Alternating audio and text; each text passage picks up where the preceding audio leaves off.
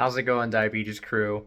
Welcome back to the Diabetes Management Group. My name is Patrick Liu. I had pre-diabetes back in 2021 and was able to successfully reverse it in 2022.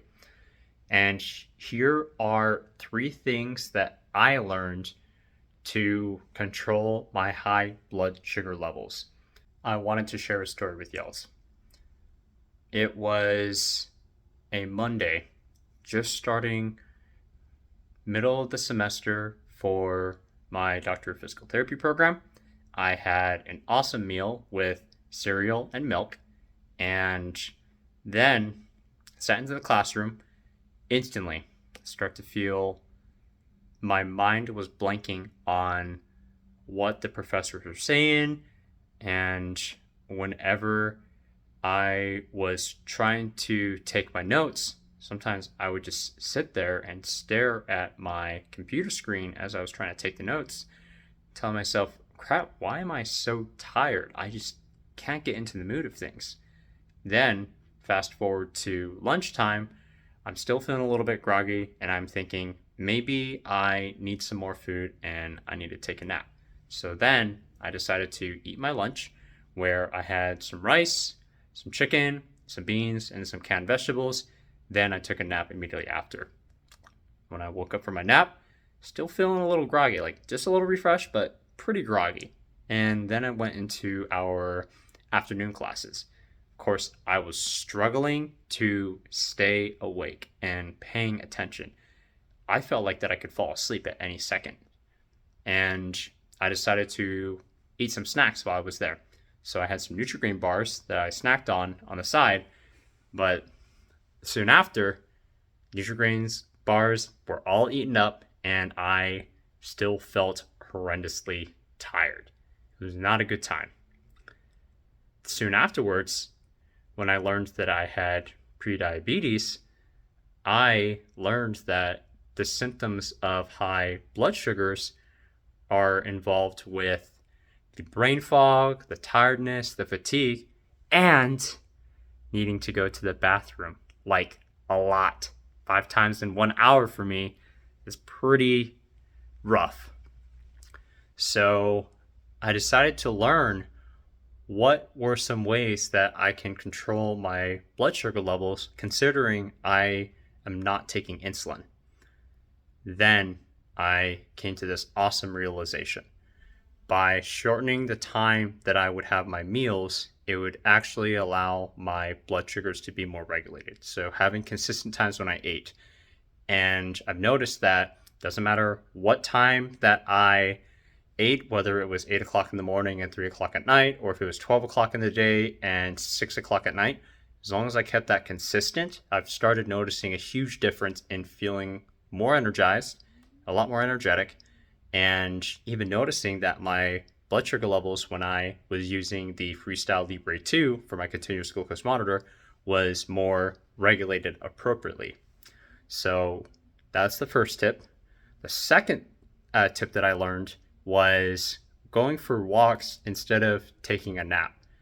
I know this may sound weird for some folks if they have blood sugar highs, but when I went on a 15 to 20 minute walk outside, got some sunlight, I noticed that when I finished up the walk, I felt significantly better, and my continuous glucose monitor also showed that my blood sugar levels, instead of being in the higher ranges, it actually went downwards and regulated itself more. And when I checked it 2 hours later, which is the appropriate practices to check your blood sugar levels, I've noticed that it did rise up just a little bit, but it still stayed within those boundaries and levels, which was awesome in my opinion.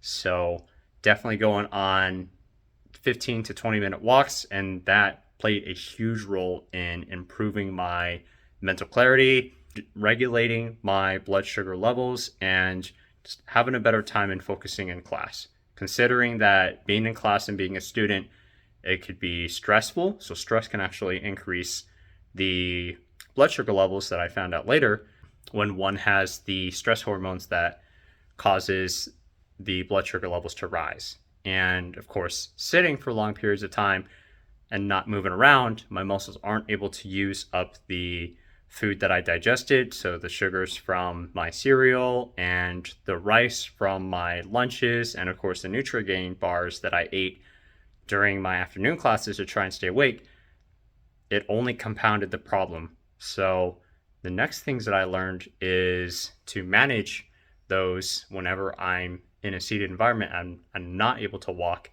It's actually lifting up my heels and then letting those drop down and then lifting up my toes. So by alternating lifting up my heels and lifting up my toes while I was seated, it actually helped a little bit for reducing my higher blood sugar levels when I'm not able to get up and walk. And I also made that recommendation from some of my current clients that I'm working with who has type 2 diabetes and prediabetes, and they found significant benefits in keeping their elevated blood sugar levels more in appropriate ranges with their desk job and feeling a bit more energized throughout their day with it. So I want to reiterate again the 3 tips that I learned to help reduce my blood sugar levels. It was number 1, having consistent eating times and shortening the times that I ate food. That includes snacking and making sure that I kept that regulated. And whatever times that I decided to stick with it, I just decided to stick with it. The second tip was going for a 15 to 20 minute walk. Outside is amazing too. Then you're able to feel that fresh air coming through and feel the sunlight on your skin to help reduce that stress, while also using your muscles to lower those blood sugars and use that as fuel. Like, it's multifaceted, which is awesome for a walk. And the third tip is, if one is sitting at a desk job or is a student and can't really move around or do too many things, raising up your heels, lifting up your toes, lifting up your heels, lifting up your toes, and alternating that can actually have some good benefits of reducing high blood sugar levels. And as a bonus tip that I want to share is, if someone is dehydrated, notably, I've experienced this myself, I've actually seen some rises in my own blood sugar and feeling that grogginess because of it. And when I started hydrating frequently by maybe setting timers every hour to take some sips of water, I've actually noticed that my blood sugar levels are significantly more regulated appropriately because of that. So there's that bonus tip for you. And I wanted to say that if you are interested in learning more about easy tips that one can utilize to lower blood sugar levels and manage type 2 diabetes while learning other ways to make it fun, feel free to join our Facebook group below to join a group of like-minded people who are wanting to reverse their type 2 diabetes and their pre-diabetes, and learning how to implement those tools for the day-to-day life. And thanks again for watching this video.